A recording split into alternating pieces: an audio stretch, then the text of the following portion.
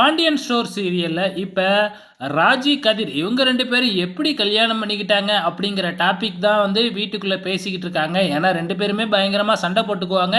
இவங்க 2 பேரும் காதலிச்சு கல்யாணம் பண்ணிக்கிட்டாங்க அப்படின்னு சொன்னா யாருமே நம்ப மாட்டாங்க. அதே தான் இப்ப வீட்ல நடந்துகிட்டு இருக்கு. இது ஒரு பக்கம் நடந்துகிட்டு இருக்கிறப்ப, இங்க பாண்டியன் வந்து பார்த்தீங்கன்னா ரொம்பவுமே கவலையில இருக்கிறாங்க. ஏன்னா ஊருக்குள்ள நம்ம தான் ஒழுங்கா புள்ள வளர்க்குறோம் அப்படின்னு எல்லாருமே நினைச்சுக்கிட்டு இருந்தாங்க. இப்ப இவங்க 2 பேரும் சொல்லிக்காம அவங்களாவே கல்யாணம் பண்ணிக்கிட்டு வந்துட்டாங்க. இதனால இப்ப என் மேல இருந்த நல்ல பேர் எல்லாமே இப்ப கெட்ட பேரா மாறிடுச்சு அப்படின்னு சொல்லி ரொம்பவுமே கவலையில இருக்காங்க. அதை விட ஒரு மிகப்பெரிய பேர் என்ன அப்படின்னா திருட்டு பழி. ஏன்னா வந்து பார்த்தீங்கன்னா ராஜியோட நகையும் பணத்தையும் பிளான் பண்ணி தான் இவங்க கொள்ளையடிச்சுக்கிட்டாங்க இந்த குடும்பம் அப்படிங்கிற மாதிரி தானே பழியை போட்டிருக்கிறாங்க.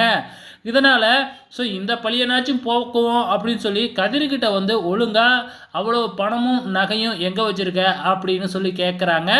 இப்போ வந்து பார்த்திங்கன்னா கதிர் வந்து அதான் செலவாயிடுச்சுன்னு சொல்லிட்டேன்ல, அது மட்டும் இல்லாமல் அந்த நகையும் பணமும் என்ன உங்களோடதா, எதுக்காக நீங்கள் கேள்வி கேட்குறீங்க அப்படின்னு ரொம்ப கோபமாக வந்து அங்கேருந்து கத்திட்டு போயிடுறாப்புல.